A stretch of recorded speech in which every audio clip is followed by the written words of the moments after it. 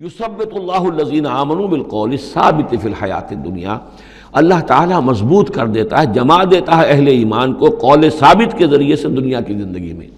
اللہ پر ایمان، آخرت پر ایمان، یہ یقین ہو تو دنیا کے اندر بھی وہ شخص جمع ہوا ہوگا، اس کی استقامت، اس کا صبر، اس کا حوصلہ، اس کے اندر جو بھی باہم کام کرنے کی صلاحیت ہوگی،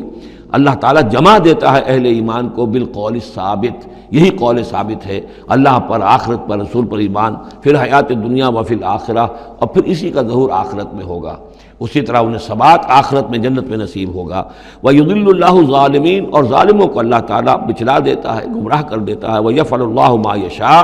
اور اللہ کرتا ہے جو چاہتا ہے۔ أَلَمْ تَرَ إِلَى الَّذِينَ بَدَّلُوا نِعْمَةَ اللَّهِ كُفْرًا وَأَحَلُّوا قَوْمَهُمْ دَارَ الْبَوَارِ، کیا تم نے دیکھا نہیں، غور نہیں کیا ان لوگوں کی طرف جنہوں نے اللہ کی نعمت کو بدل دیا کفر سے؟ اللہ نے انہیں ہدایت دی، اللہ نے نعمت دی، انہوں نے ہدایت ہاتھ سے دی اور ضلالت خرید لی، کفر اختیار کر لیا۔ اللہ نے رسول بھیجا، اتنا بڑا انعام کیا، اس پر اپنی کتاب نازل کی، اور یہ بدبخت اس کا کفر کر رہے ہیں، اللہ کے اس انعام سے اپنے آپ کو محروم کر رہے ہیں۔ وَأَحَلُّوا قَوْمَهُمْ دَارَ الْبَوَارِ، اور انہوں نے اپنی قوم کو لا اتارا تباہی کے گھر میں۔ جیسے ہم نے پڑھا تھا کہ وہ فرعون جو ہے وہ اپنی قوم کا جلوس لے کر آئے گا، اور سب سے آگے آگے وہ چلتا ہوا ہوگا، اور سب کو لا کر جہنم کے گھاٹ پر آ کے اتار دے گا۔ اسی طریقے سے یہ لوگ جو ہے لیڈر لوگ، وہ غلط راستوں پر چلتے ہیں اور اپنے اپنے عوام کو، اپنے متبعین کو وہ لے جا کر جو ہے وہ ہلاکت کے گھر پہ جا اتارتے ہیں۔ جہنم، وہ دار البوار، جو تباہی کا گھر کیا ہے؟ جہنم ہے۔ یصلونھا، جس میں وہ داخل ہوں گے، وبئس القرار، اور وہ بہت ہی بری جگہ ہے جائے قرار ہونے کے اعتبار سے۔ وَجَعَلُوا لِلَّهِ أَندَادًا لِيُضِلُّوا عَن سَبِيلِهِ، اور انہوں نے اللہ کے مد مقابل ٹھہرا دیے ہیں تاکہ وہ گمراہ کریں انہیں اللہ کے راستے سے۔ یعنی یہ جو ند کا لفظ ہے اندادا، یہ سورہ بقرہ کے 30 رکوع میں بھی آیا تھا، وَلَا تَجْعَلُوا لِلَّهِ أَندَادًا وَأَنْتُمْ تَعْلَمُونَ، تو ند کہتے ہیں مد مقابل کو، اور اس میں اس حد تک باریک بھی نہیں ہے کہ حضور نے فرمایا صلی اللہ علیہ وسلم، ایک صاحب نے ایسے ہی اپنے بغیر، یعنی یہ نہیں تھا کہ انہوں نے جان بوجھ کر حضور کو برابر کرنا چاہا اللہ کے، لیکن ایک محاورے کے انداز میں کہہ دیا ما شاء اللہ و ما شئت، جو اللہ چاہے اور آپ چاہیں۔ آپ نے فرمایا جعلتنی للہ ندا، کیا تم نے مجھے اللہ کا مد مقابل بنا دیا ہے؟ مشیت صرف اسی کی ہے۔ ہاں، اس کی مشیت کے تحت کوئی میری خواہش پوری کر دے اللہ تعالیٰ، لیکن اس کی مشیت سے ہوگا، اذن اس کا ہے، کسی اور کا اختیار نہیں ہے۔ تو جن لوگوں نے اللہ کے لیے انداد مقرر کر دیے ہیں، ضد اور ند مد مقابل، لیضلوا عن سبیلہ، تاکہ بہکائیں لوگوں کو اس کے راستے سے، یہ جھوٹے معبودوں کا انہوں نے ڈھونگ رچایا ہے تاکہ اللہ کی بندگی سے ان کو بچلا سکے۔ قل تمتعوا، کہیے اچھا رہ لو، بس لو، ساز و سامان سے فائدہ اٹھا لو، دنیا کی زندگی میں جو مزے اڑانے ہیں اڑا لو، فإن مصیرکم الی النار، پھر تمہارا جو ہے لوٹنا وہ تو آگ ہی کی طرف ہے، جانا ہے تمہیں آگ کے اندر۔ قل لعباد الذین آمنوا یقیموا الصلاۃ، کہیے میرے ان بندوں سے، اب دیکھیے یہاں نوٹ کیجئے، قل لعباد الذین آمنوا، یا ایھا الذین آمنوا نہیں آیا، براہ راست خطاب مکی صورتوں میں میں نے کہا ہے شاذ، سورہ حج میں ایک جگہ ہے، لیکن یہ کہ اس کے بارے میں چونکہ اختلاف ہے کہ وہ سورت مکی ہے کہ مدنی ہے، وہ علیحدہ ہے، اس پر جب ہم غور کریں گے۔ پورے مکی قرآن میں یا ایھا الذین آمنوا اصطلاحاً یہ خطاب نہیں ملے گا آپ کو، حالانکہ اب یہاں قل عبادی، اے نبی کہہ دیجئے میرے بندوں سے جو ایمان لائے، یا ایھا الذین آمنوا کے بجائے۔ اب یہ کہ اس میں اللہ تعالیٰ کی کیا حکمت ہے، جو بات میری سمجھ میں آئی تھی وہ میں نے آپ کو بتا دی تھی کہ یہ یا ایھا الذین آمنوا امت کے لیے خطاب ہے، اور امت کی حیثیت جو بنی ہے محمد رسول اللہ صلی اللہ علیہ وسلم کے ماننے والوں کی، وہ ہوئی ہے مدینے میں آ کر، جبکہ ایک امت کی شکل انہوں نے اختیار کی، اور تحویل قبلہ کے ذریعے سے یہ وہ ایک مستقل امت ہونا ان کا اللہ تعالیٰ نے واضح کر دیا، اور یہ کہ اس مقام سے جس پر کہ یہود فائز رہے 2000 برس، اب ان کو وہاں سے معزول کر کے اب اس امت کو وہاں پر نصب کیا جا رہا ہے۔ اس کے بعد سے یا ایھا الذین آمنوا، یا ایھا الذین آمنوا، اور اس میں اہل ایمان بھی اور منافق بھی، جو بھی اسلام کا دعویٰ کریں وہ اسی خطاب کے تحت آ جائیں گے۔ قل لعباد الذین آمنوا، اے نبی کہہ دیجئے میرے ان بندوں سے جو ایمان لائے ہیں، یقیموا الصلاۃ، وہ نماز قائم رکھیں، وینفقوا مما رزقناہم، اور جو کچھ ہم نے انہیں دیا ہے اس میں سے خرچ کرتے رہیں، سرا وعلانیۃ، کھلے بھی اور چھپے بھی، اعلانیہ بھی اور مخفی طور پر بھی، من قبل ان یاتی یوم، اس سے پہلے کہ وہ دن آ جائے، لا بیع فیہ ولا خلال، کہ جس میں نہ کوئی بیع ہوگی، نہ کوئی لین دین سودا خرید و فروخت ہوگی، اور نہ کوئی دوستی کام آئے گی۔ یہ آیت بہت قریب ہے وہ جو آیت سورہ بقرہ میں آیت الکرسی سے پہلے ہے، یا ایھا الذین آمنوا انفقوا مما رزقناکم من قبل ان یاتی یوم لا بیع فیہ ولا خلۃ ولا شفاعہ۔ وہاں تیسری شے کی اور کیٹیگوریکل نفی ہے، وہ دن کے جس میں نہ کوئی بیع ہوگی، نہ کوئی دوستی ہوگی، اور نہ ہی کوئی شفاعت ہوگی۔ اللہ الذی خلق السماوات والارض وانزل من السماء ماء، اللہ ہی ہے وہ جس نے کہ پیدا کیا آسمان اور زمین اور اتارا آسمان سے پانی، فاخرج بہ من الثمرات رزقا لکم، اور پھر نکالا اس کے ذریعے سے، پانی کے ذریعے سے میووں کی شکل میں تمہارے لیے رزق، وسخر لکم الفلک لتجری فی البحر بامرہ، اور مسخر کر دیا تمہارے لیے کشتی کو کہ وہ چلے سمندر میں، دریا میں اس کے حکم سے، وسخر لکم الانہار، اور اس نے مسخر کر دیے ہیں تمہارے لیے دریا اور نہریں اور چشمے، وسخر لکم الشمس والقمر دائبین، اور تمہارے لیے مسخر کر دیے ہیں سورج کو بھی مسخر کر دیا، چاند کو بھی، کہ وہ ایک دستور کے مطابق برابر چل رہے ہیں، مسلسل چل رہے ہیں، وسخر لکم اللیل والنہار، اور مسخر کر دیا تمہارے لیے رات کو اور دن کو۔ اب یہ تمام چیزیں جو ہے اس لیے گنوائی جا رہی ہیں کہ یہ تمام جو قواعد طبیعہ ہیں یا اجرام فلکیہ ہیں، ان سب کو اس کام میں اللہ نے لگا رکھا ہے کہ جس سے اس دنیا کے اندر جو حیات ہے اس کے تمام لوازم اور اس کی ضروریات پورے ہو رہے ہیں، اور اس حیات کے اندر چوٹی کی حیات انسان کی ہے۔ تو گویا کہ یہ ساری بساط ہم نے تمہارے لیے بچھائی ہے، جیسے سورہ بقرہ کے تیسرے رکوع میں بھی آیا تھا، خلق لکم ما فی الارض جمیعا، تمہارے لیے بنایا ہم نے زمین میں جو کچھ بھی ہے۔ اور زمین کی بساط بچھانے کے لیے ظاہر بات ہے اللہ تعالیٰ نے اس سے پہلے جو بھی بہت بڑا دھماکہ ہوا تھا،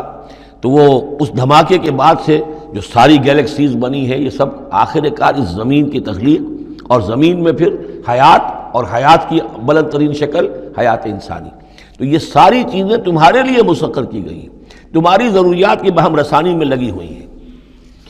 وَآتَاكُم مِّن كُلِّ مَا سَأَلْتُمُوهُ، اور اس نے تمہیں دی ہیں وہ تمام چیزیں جو تم اس سے مانگتے ہو یا تم نے مانگی ہے۔ اب اس میں بھی ایک ہے شعوری طور پر مانگنا، مجھے پیاس لگی ہے میں نے پانی مانگا، لیکن نہ معلوم کتنی چیزیں ہیں کہ جن کا ہمیں شعور بھی نہیں ہے۔ ہمیں تو اب پتہ چلتا ہے اس چیز کے اندر فلاں وائٹامن بھی ہے اور یہ بہت ضروری تھا ہمارے لیے، ہمیں کیا پتہ؟ وہ ساری چیزیں اللہ نے پیدا کر رکھی تھی اور ساری چیزیں ہمارے کام آ رہی تھیں، اللہ تعالیٰ نے وہ سارا جو ضروریات ہیں ہماری اس کو فراہم کیا ہوا تھا۔ یہ تو ہم جو ہے بڑی اپنی جو تیر مار رہے ہیں وہ یہ ہے کہ ہم پر کھلتا جا رہا ہے کہ اللہ نے ہماری کیا کیا ضرورتیں کس کس طور سے پوری کی ہیں، اور کتنی لانگ چینز ہیں، وہ کاز اینڈ ایفیکٹ کی کتنے لمبی چینز ہیں کہ جس کے ذریعے سے اللہ تعالیٰ ہماری یہ ساری ضروریات پوری کر رہا ہے جن کا ہمیں شعور بھی نہیں۔ تو تم نے چاہے مانگا ہے شعوری طور پر، اور چاہے مانگا ہے اپنے وجود میں، اپنے وجود کی حیثیت سے سائل بن کر تم نے ان چیزوں کا اللہ تعالیٰ سے گویا کہ سوال کیا ہے۔ وَإِن تَعُدُّوا نِعْمَتَ اللَّهِ لَا تُحْصُوهَا، اور اگر تم اللہ تعالیٰ کی نعمتوں کو گننا چاہو گے تو احصاء نہیں کر سکو گے، تمہارے لیے ممکن ہی نہیں ہے کہ تم گن سکو۔ ان الانسان لظلوم کفار، یقیناً انسان جو ہے بڑا ہی ظالم، ناانصاف اور بہت ہی ناشکرا ہے۔ کفار، یہ کفار نہیں ہے، کافر کی جمع نہیں ہے، فعال کے وزن پر کفار، بہت ناشکرا، مبالغے کا صیغہ۔ وَإِذْ قَالَ إِبْرَاهِيمُ رَبِّ اجْعَلْ هَٰذَا الْبَلَدَ آمِنًا، یہ سورہ بقرہ کا جو رکوع تھا 15واں، اس سے ملتا جلتا یہ مضمون آ رہا ہے۔ اور یاد کرو جب کہ کہا تھا ابراہیم نے، اے میرے رب اس گھر کو، اس شہر کو، مکے کو بلدن آمنا، البلد آمنا، اس کو بنا دے امن کی جگہ، وجنبنی وبنی ان نعبد الاصنام، اور بچائے رکھ مجھے بھی اور میری اولاد کو بھی کہ ہم بتوں کی پرستش کریں۔ تو دنیا میں سب سے زیادہ جو بھی گمراہی رہی تھی، جیسا کہ میں نے عرض کیا، پری ابراہمک جتنی تاریخ ہمارے سامنے بیان ہوئی ہے حضرت ابراہیم سے پہلے کی، تو گمراہی ایک ہی تھی اور وہ شرک تھا، بت پرستی تھی۔ قوم نوح کی بھی وہی تھی، قوم ہود کی، قوم صالح کی۔ تو حضرت ابراہیم علیہ السلام کے زمانے میں بھی بت پرستی تھی، انہوں نے بتوں کو توڑا ہے، بہت بڑا بت خانہ تھا۔ پھر وہ ستاروں کو بھی پوجتے تھے، پھر ان کے ہاں وہ سیاسی شرک بھی تھا کہ نمرود جو ہے وہ دعویٰ کرتا تھا کہ مجھے اختیار مطلق حاصل ہے، جس چیز کو چاہوں میں حکم دوں، جس چیز کو جائز چاہوں کروں اور جس چیز کو چاہوں ممنوع قرار دے دوں۔ تو اس میں فرمایا وَإِذْ قَالَ إِبْرَاهِيمُ رَبِّ اجْعَلْ هَٰذَا الْبَلَدَ آمِنًا، اے رب ہمارے، اے رب میرے، اس شہر کو تو ایک امن والا گھر شہر بنا دے، وجنبنی وبنی، اور مجھے اور میری نسل کو، جس کو میں یہاں آباد کر رہا ہوں، اس سے بچائے رکھ کہ ہم بتوں کی پرستش کریں۔ رب انہن اضللن کثیرا من الناس، پروردگار ان بتوں نے پہلے بھی بہت سے لوگوں کو، انسانوں کی عظیم اکثریت کو گمراہ کیا ہے۔ فمن تبعنی فإنہ منی، تو جو کوئی میری پیروی کرے، میں نے شرک سے اجتناب کیا، میں نے تمام ہر نوع کے شرک سے میں نے اپنے آپ کو پاک کر لیا ہے۔ اب جو لوگ اسی طرح میرے راستے پر چلیں، اسی طرح شرک سے دور رہیں، توحید کے راستے پر گامزن رہیں، تو وہ تو میرے ہیں ہی، مجھ میں سے ہیں، ان کے ساتھ تو تیرا وہ وعدہ جو ہے وہ پورا ہوگا۔ لیکن ومن عصانی، جو میری نافرمانی کرے، غلط راستے پر چلے، فإنک غفور الرحیم، تو غفور الرحیم ہے۔ اب یہ بھی سمجھیے کہ اپیل کی شکل میں ہے کہ گناہ گاروں کے لیے بھی حضرت ابراہیم اواہ حلیم منیب، یہ الفاظ ہم پڑھ چکے ہیں، بہت ہی یعنی نرم دل، بہت شفیق، بہت رؤوف، اور یہی وہ انداز ہے جو حضرت عیسیٰ علیہ السلام نے اختیار کیا یا کریں گے وہ قیامت کے دن۔ ان تعذبہم فإنہم عبادک وإن تغفر لہم فإنک علی کل شیء قدیر، اگر تم انہیں عذاب دے تو تیرے بندے ہیں، جس طرح چاہے عذاب دے، تیرا اختیار مطلق ہے، لیکن اگر تو معاف کر دے تو بہرحال تیرے اس اختیار کے اوپر بھی کوئی شخص نہیں ہے کہ جو اعتراض کر سکے، تجھے ہر شے کی قدرت اور اختیار حاصل ہے۔ تو یہاں بھی وہی انداز ہے، فمن تبعنی فإنہ منی ومن عصانی فإنک غفور رحیم ربنا انی اسکنت من ذریتی بواد غیر ذی زرع عند بیتک المحرم، اے رب ہمارے، میں نے اب یہاں ربنا آ گیا ہے، اس میں معلوم ہوتا ہے کہ حضرت ابراہیم کے ساتھ حضرت اسماعیل بھی شامل ہو گئے، ابھی تک اس میں رب چل رہا تھا۔ ربنا انی اسکنت من ذریتی، میں نے اپنی اولاد، اپنی نسل کی ایک شاخ کو، من ذریتی، اپنی نسل کی ایک شاخ کو آباد کر دیا ہے، بواد غیر ذی زرع، اس وادی غیر ذی زرع میں، جہاں کچھ پیدا نہیں ہوتا، کوئی نباتات نہیں ہے، کوئی درخت نہیں ہے، کچھ نہیں ہے، بالکل ایک بنجر علاقہ ہے، کوئی پیداوار نہیں، عند بیتک المحرم، تیرے پاک گھر کے پاس، تیرے محترم گھر کے پاس۔ جیسا کہ میں نے پہلے بھی عرض کیا تھا، بات صحیح یہی معلوم ہوتی ہے کہ یہ حضرت آدم علیہ السلام کا بنایا ہوا گھر ہے، البتہ یہ کہ امتداد زمانہ سے یہ گر چکا تھا اور کچھ سیلاب کی وجہ سے ساری بہہ گئی تھی اس کی دیواریں، صرف یہ کہ کہیں اس کی جو بنیادیں تھیں وہ باقی تھیں، جن کی کہ تعمیر کی ہے حضرت ابراہیم اور حضرت اسماعیل نے۔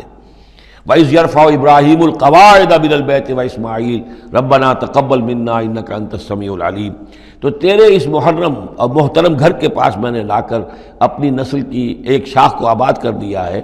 بنا لے یقیم الصلاح، اس لیے کیا ہے تاکہ یہ نماز قائم کریں، فَاجْعَلْ أَفْئِدَةً مِّنَ النَّاسِ تَهْوِي إِلَيْهِمْ، تو اے اللہ اب لوگوں کے دلوں کو ان کی طرف مائل کر دے، لوگوں کے دلوں میں ان کی محبت پیدا ہو جائے، لوگ آئیں ان کے پاس اور ان کے کوئی ہدیے پیش کریں اور ان کے ذریعے سے ان کو جو ہے رزق کا بندوبست پیش ہو جائے۔ فَاجْعَلْ أَفْئِدَةً مِّنَ النَّاسِ تَهْوِي إِلَيْهِمْ، تو اب کر دے لوگوں کے دلوں کو کہ وہ مائل ہو جائیں ان کی طرف، وَارْزُقْهُم مِّنَ الثَّمَرَاتِ، اور ان کو رزق ہم پہنچا میووں کا، لَعَلَّهُمْ يَشْكُرُونَ، تاکہ وہ شکر کر سکیں۔ رَبَّنَا إِنَّكَ تَعْلَمُ مَا نُخْفِي وَمَا نُعْلِنُ، اے اللہ تو خوب جانتا ہے جو کچھ کہ ہم چھپاتے ہیں اور جو کچھ کہ ہم ظاہر کرتے ہیں۔ وَمَا يَخْفَىٰ عَلَى اللَّهِ مِن شَيْءٍ فِي الْأَرْضِ وَلَا فِي السَّمَاءِ، اور اللہ پر تو کوئی شے بھی مخفی نہیں رہ سکتی، نہ آسمان میں نہ زمین میں۔ الحمدللہ الذی وہب لی علی الکبر اسماعیل و اسحاق، کل شکر کل ثنا اس اللہ کے لیے ہے جس نے مجھے عطا فرمائے اس بڑھاپے کے علی الرغم، اتنی بڑی عمر میں، 87 برس کی عمر میں حضرت اسماعیل کی ولادت ہوئی ہے،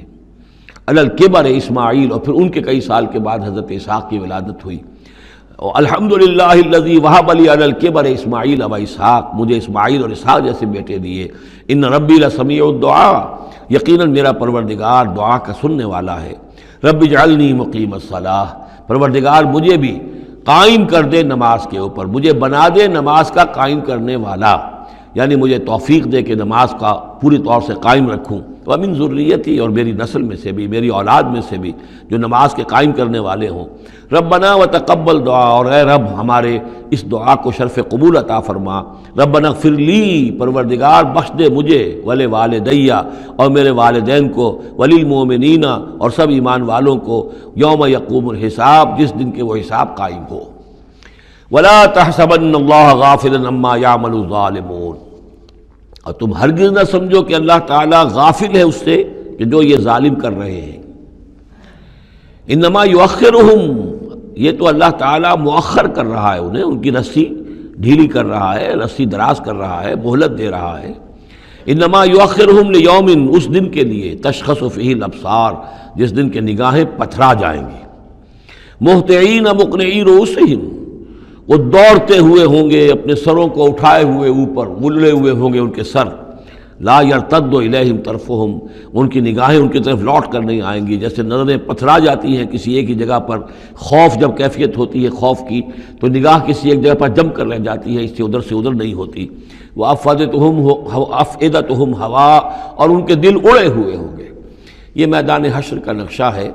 اس میدان حشر میں جو لوگوں کا حال ہوگا وہ یہ ہے، مہطعین، دوڑتے ہوئے ہوں گے، مقنعی رؤوسہم، اپنے سر اوپر کو اٹھائے ہوئے ہوں گے، شاید کہ اوپر سے کوئی کڑک ہو، کوئی اور اس طرح کی آوازیں ہوں، لا یرتد الیہم طرفہم، ان کی نگاہیں ان کی طرف لوٹ کر نہیں آئیں گی، وافئدتہم ہوا، اور ان کے دل ہوا ہوں گے۔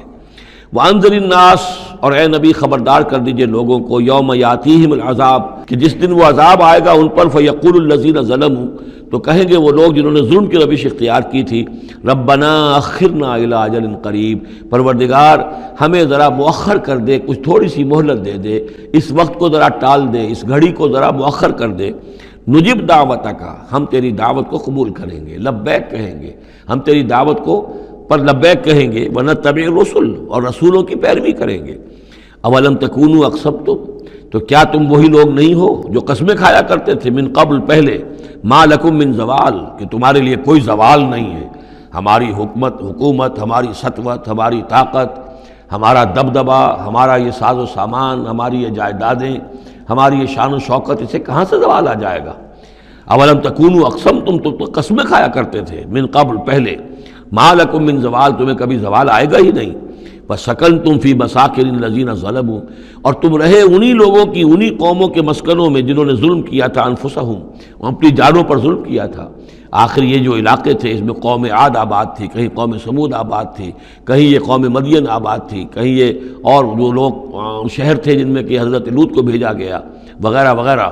تو تم رہے انہی بستیوں میں، جو ان لوگوں کی کہ جن لوگوں نے ظلم کیا اپنے اوپر، وَتَبَيَّنَ لَكُمْ كَيْفَ فَعَلْنَا بِهِمْ، اور تمہیں اچھی طرح تم پر واضح ہو گیا تھا کہ ہم نے ان کے ساتھ کیا کیا، کیا سلوک ہوا ان کا، ان کے ساتھ ہمارا کیا انجام ہوا ان کا۔ وَضَرَبْنَا لَكُمُ الْأَمْثَالَ، اور ہم نے تمہارے لیے امثال بھی اور مثالیں بھی بیان کر دی تھی، ان کے حالات و واقعات پوری طرح کھول کر سنا دیے تھے۔ فَذَكِّرْهُمْ بِأَيَّامِ اللَّهِ، جو الفاظ آ چکے ہیں، اللہ کے دنوں کے حوالے سے ان کی نصیحت کیجیے۔ وَقَدْ مَكَرُوا مَكْرَهُمْ، اور انہوں نے اپنی سی چالیں چلی تھی، جیسے تم چالیں چل رہے ہو اے قریش، تو انہوں نے بھی اپنے اپنے وقت میں چالیں چلی۔ قوم نوح کے سرداروں نے، اور قوم عاد کے سرداروں نے، اور قوم سمود کے سرداروں نے چالیں چلی تھی۔ قوم شعیب کے سرداروں نے جو کچھ کہا تھا وہ بھی تمہیں سنا دیا گیا ہے کہ اگر تمہارا خاندان نہ ہوتا، تمہارا پشت پناہ، تو ہم کبھی کا تمہیں رجم کر چکے ہوتے۔ یہی بات آج تم نے محمد سے کہی ہے صلی اللہ علیہ وسلم، تو کون سی کوئی نئی بات ہے جو تم نے کہی ہے؟ وَمَكَرُوا مَكْرَهُمْ وَعِندَ اللَّهِ مَكْرُهُمْ، اور اللہ ہی کے ہاتھ میں، قبضہ قدرت میں ان کی کل چال ہے۔ جو چالیں بھی وہ چلتے ہیں اللہ تو احاطہ کیے ہوئے ہے، کوئی چال کامیاب نہیں ہو سکتی اس کی مرضی اور اس کے اذن کے بغیر۔ وَإِنْ كَانَ مَكْرُهُمْ لِتَزُولَ مِنْهُ الْجِبَالُ، اور واقعتاً یہ کہ ان کا مکر ایسا نہیں ہے کہ اس سے پہاڑ ٹل جائیں۔ اللہ تعالیٰ کی مشیت جو ہے ان کے مکر سے، ان کی چال سے، ان کی سازش سے، ان کی ریشہ دوانیوں سے، اللہ تعالیٰ کی کوئی چال جو ہے، اللہ کی جو مشیت ہے اس میں سر منہ فرق نہیں آ سکتا، پہاڑ نہیں ٹل سکتے۔ فَلَا تَحْسَبَنَّ اللَّهَ مُخْلِفَ وَعْدِهِ رُسُلَهُ، تو ہرگز مت سمجھنا کہ اللہ اپنے اس وعدے کے خلاف کرے گا جو اس نے اپنے رسولوں سے کیا۔ یہاں دیکھ رہے ہیں کہ رسول کے بجائے رسول، جمع کا صیغہ آ رہا ہے سارا، کہ یہی داستان دہرائی گئی ہے ہر مرتبہ، اور رسولوں کے ساتھ اللہ کا یہ مستقل وعدہ رہا ہے کہ بالآخر مدد تمہاری ہوگی۔ کتب اللہ لأغلبن انا ورسولی، اللہ نے طے کیا ہوا ہے، لکھا ہوا ہے کہ میں اور میرے رسول غالب آ کر رہیں گے، یہ تو اللہ نے طے کیا ہوا۔ البتہ درمیان میں اونچ نیچ آئے گی، تکلیفیں آئیں گی، آزمائشیں ہوں گی، اور وہ سارے معاملات، ام حسبتم ان تدخلوا الجنۃ ولما یاتکم مثل الذین خلوا من قبلکم مستهم الباساء والضراء وزلزلوا حتى یقول الرسول والذین آمنوا معه متى نصر اللہ الا ان نصر اللہ قریب۔ اسی طرح کا معاملہ جو ہے، وَلَنَبْلُوَنَّكُمْ بِشَيْءٍ مِّنَ الْخَوْفِ وَالْجُوعِ وَنَقْصٍ مِّنَ الْأَمْوَالِ وَالْأَنفُسِ وَالثَّمَرَاتِ، یہ اپنی جگہ ہے، لیکن یہ ہے کہ اللہ کا وعدہ پختہ یہی ہے، بالآخر فتح جو ہے وہ اللہ اپنے رسولوں کو دے گا، کامیاب وہ ہوں گے، ان کی قومیں جنہوں نے ان کو جھٹلایا ان کی نگاہوں کے سامنے ہلاک ہوئیں، اور ان کا انجام جو ہے جو بھی ہوا وہ ہم تمہیں بتا چکے ہیں۔ ان اللہ عزیز ذو انتقام، یقیناً اللہ تعالیٰ زبردست ہے، انتقام لینے والا ہے۔ یوم تبدل الارض غیر الارض، جس دن کہ زمین بدل کر دی جائے گی کچھ اور۔ یہ جو قیامت کے دن جو کچھ ہونا ہے اس کا میں نے پہلے سے بھی ہلکا اشارہ کیا ہے بعض مواقع پر، زمین یہی ہوگی لیکن اس کو کھینچا جائے گا۔ دکت الارض دکن دکا، کوٹ کر اور کھینچ کر، وَإِذَا الْأَرْضُ مُدَّتْ، زمین کو کھینچا جائے گا۔ یہی زمین جو ہے اس کو کھینچ دیا جائے گا اور اس کو بہت وسیع کر دیا جائے گا، اور پھر اسی کے اندر سے جہاں تک میں سمجھ پایا ہوں واللہ عالم، جو اس کے اندر لاوا موجود ہے اب بھی موجود ہے وہی ظاہر ہو جائے گا اور وہ جہنم ہوگی۔ یہ جو کچھ بھی قصہ زمین ہے برسر زمین ہوگا تو کوئی تغیر و تبدل آ جائے گا اس نظام سماوی و ارضی کے اندر۔ یوم تبدل الارض غیر الارض، جس دن کہ ہم بدل دیں گے اس زمین کو، اس زمین کے سوا کچھ اور شکل ہو جائے اس کی، ہوگی زمین وہی لیکن اس کی صورت یہ نہیں ہوگی۔ والسماوات، اسی طرح آسمانوں کے نظام کے اندر بھی تغیر و تبدل ہو جائے گا، جیسا کہ ہم نے دیکھا وَجُمِعَ الشَّمْسُ وَالْقَمَرُ سورہ قیامہ میں آیا ہے، چاند اور سورج یکجا ہو جائیں گے۔ تو یہ جو ہمارا سولر سسٹم ہے، ایک کتاب حال ہی میں چند سال ہوئے لکھی ہے ایک صاحب نے جو کہ فزسسٹ ہیں، the mechanics of the doomsday, اس پر میرا پیشنس بھی ہے۔ تو اس میں بعض چیزیں ایسی آئی ہیں کہ جس سے پہلے جس کی طرف توجہ نہیں ہوئی ہے، لیکن بعض انہوں نے جو باتیں کہی ہیں وہ قابل غور ضرور ہیں کہ اصل میں اس کائنات کے اندر کسی گیلیکسی کی یا کسی ایک حصے کی موت واقع ہو جاتی ہے، پھر کسی اور حصے کے اندر اس کی زندگی کا ظہور ہو جاتا ہے۔ تو یہ جو قیامت ہماری اس دنیا کی آنی ہے تو اس کو اس سے نہ سمجھا جائے کہ کل کائنات ختم ہو جائے گی اس دن،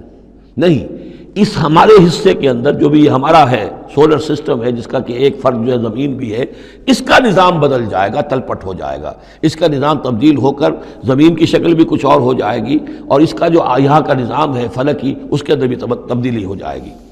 یوم تبدل الارض غیر الارض والسماوات وبرزوا للہ الواحد القہار، اور پھر یہ ظاہر ہو جائیں گے، سامنے کھڑے ہو جائیں گے اللہ تعالیٰ کے سامنے جو الواحد ہے القہار ہے۔ اور یہ قرآن مجید میں بھی ہے، وَجَاءَ رَبُّكَ وَالْمَلَكُ صَفًّا صَفًّا، دُكَّتِ الْأَرْضُ دَكًّا دَكًّا وَجَاءَ رَبُّكَ وَالْمَلَكُ صَفًّا صَفًّا، اللہ تعالیٰ بھی آئے گا، نزول اجلال فرمائے گا، کیسے فرمائے گا ہم نہیں جانتے، کیا اس کی شکل ہوگی یہ ہم نہیں جانتے، اللہ کے ہاتھ ہے کیسا ہے ہم نہیں جانتے، اللہ کا چہرہ ہے کیسا ہے ہم نہیں جانتے، اللہ کی کرسی ہے اس کی کیا حقیقت ہے ہم نہیں جانتے، لیکن اللہ تعالیٰ نے یہ الفاظ استعمال کیے ہیں۔ سمائے دنیا تک نزول ہر شب کو ہوتا ہے اللہ کا، ہمارا ایمان ہے اس پر، لیکن کیسے ہوتا ہے یہ ہم نہیں جانتے۔ اسی طرح اللہ زمین پر آئے گا، نزول فرمائے گا، اور اس وقت کیسے آئے گا ہم نہیں جانتے، اس وقت البتہ شاید حقیقت ہم پر منکشف ہو جائے گی۔ تو اللہ آئے گا وَجَاءَ رَبُّكَ وَالْمَلَكُ صَفًّا صَفًّا وَجِيءَ يَوْمَئِذٍ بِجَهَنَّمَ، اور جہنم بھی نکال کر باہر کھڑی کر دی جائے گی۔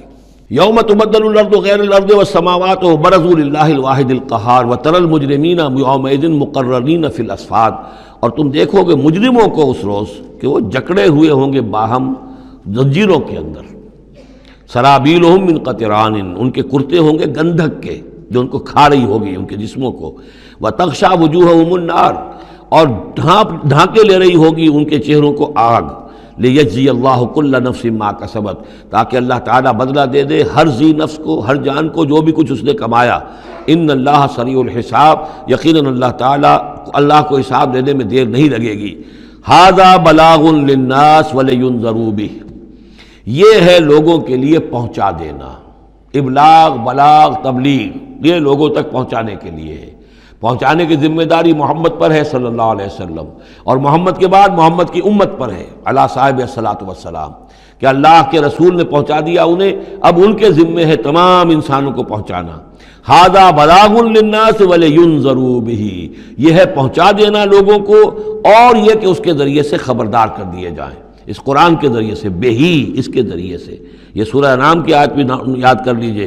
یہ اوحی الی ھذا القرآن لانذرکم بہ ومن بلغ، یہ قرآن میری جانب وحی کیا گیا ہے تاکہ میں خبردار کر دوں تمہیں بھی اس کے ذریعے سے اور جس تک بھی یہ پہنچ جائے۔ لینذروا بہ ولیعلموا انما هو الہ واحد، اور تاکہ وہ یہ جان لیں کہ وہ تو اللہ ایک ہی الہ ہے، واحد، اکیلا۔ وَلِيَذَّكَّرَ أُولُو الْأَلْبَابِ، اور تاکہ جو ہوش مند اور عقل والے لوگ ہیں وہ اس سے نصیحت اخذ کریں۔ صدق اللہ العظیم۔